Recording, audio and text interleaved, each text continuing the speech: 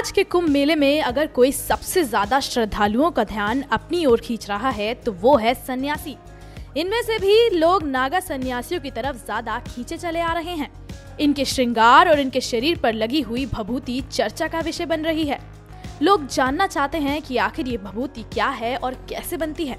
नागा सन्यासी पूरे शरीर पर भभूति लपेटने के बाद और भी रहस्यमयी नजर आने लगते हैं, लेकिन ये कोई सामान्य भभूति नहीं होती, बल्कि लंबी प्रक्रिया के बाद तैयार होने वाली एक खास तरह की भभूति होती है, जिसे तैयार करने में घंटों लगते हैं।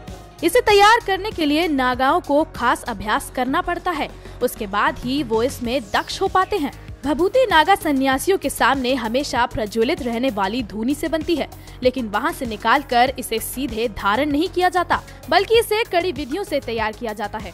धून में सिर्फ बड़, आंवले, बेल, मदरा की लकड़ियाँ ही इस्तेमाल की जाती हैं। इससे निकली भभूति में चंदन मिलाकर गाय के उपले में जलाया जाता है। इसके पूरी तरह भस्म हो जाने पर इसे छानकर अलग कर लिया जाता है।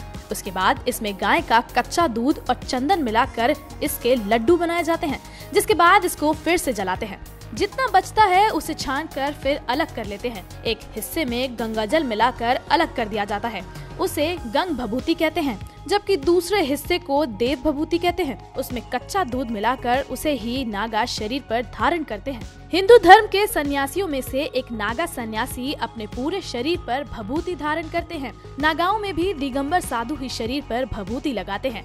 ये भभूति ही उनका वस्त्र और प्रमुख श्रृंगार होता है।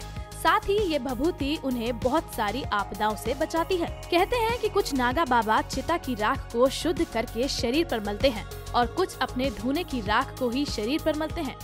उनकी बड़ी बड़ी जटाएं भी आकर्षण का केंद्र रहती हैं।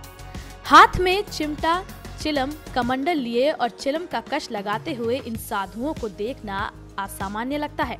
नागा साधुओं से जुड़ी ये जानकारी आपको कैसी लगी, हमें कमेंट बॉक्स में जरूर बताएं। वैसे तमाम तरह की खबरों से जुड़े रहने के लिए आप देखते रहिए वीके न्यूज। शुक्रिया।